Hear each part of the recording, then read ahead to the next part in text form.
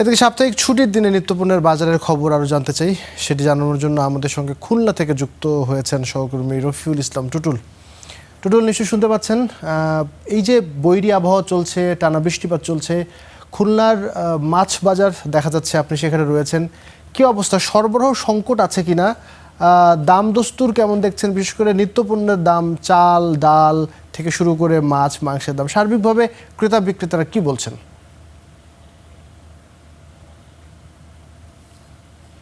ধন্যবাদ আবির। বৃষ্টি যে এখন শুরু হয়েছে, কয়েকদিন টানা চলছে, সে কারণে কিছুটা প্রভাব তো বাজারে পড়েছে। তবে সবচেয়ে বেশি প্রভাব দেখছি আমরা আজ মাছের বাজার কিছুটা চড়া রয়েছে। এছাড়া অন্যান্য যেগুলো পণ্য রয়েছে সেগুলো মোটামুটি স্বাভাবিক। মাছের মধ্যে আপনার ইলিশ মাছ বিক্রি হচ্ছে প্রায় 1300 থেকে 2500 টাকা পর্যন্ত কেজি আকার ভেদে। রুই মাছ বিক্রি হচ্ছে 400 টাকা কেজি, ভেটকি মাছ 1000, চিংড়ি মাছ 900 থেকে 1500 টাকা। সবচেয়ে সস্তা যে মাছটি পাওয়া যাচ্ছে সেটি হচ্ছে পাঙ্গাস মাছ, 230 টাকা কেজি। এছাড়া মাংসের বাজারে গরু 750 টাকা কেজি এবং মুরগি দেশি 580 এবং ব্রয়লার 180 এবং কক এটি 300 টাকা বিক্রি হচ্ছে। এছাড়া কাঁচা বাজার যেটি রয়েছে সবজি বাজার মোটামুটি স্থিতিশীল আছে। আলু 30 টাকা, পেঁয়াজ 40 টাকা এবং রসুন 100 টাকা।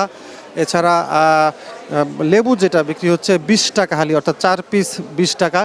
এছাড়া অন্যান্য যে লাউ বিক্রি হচ্ছে 40 টাকা, পটল 40 টাকা।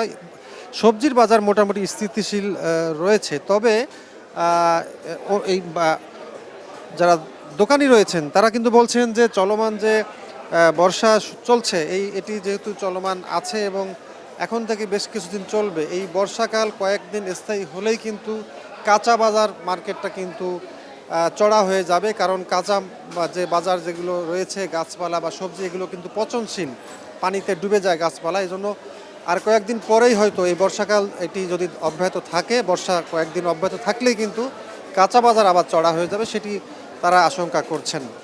এই ছিল সব শেষ খবর খুলনা থেকে। টুটুল, আপনাকে ধন্যবাদ।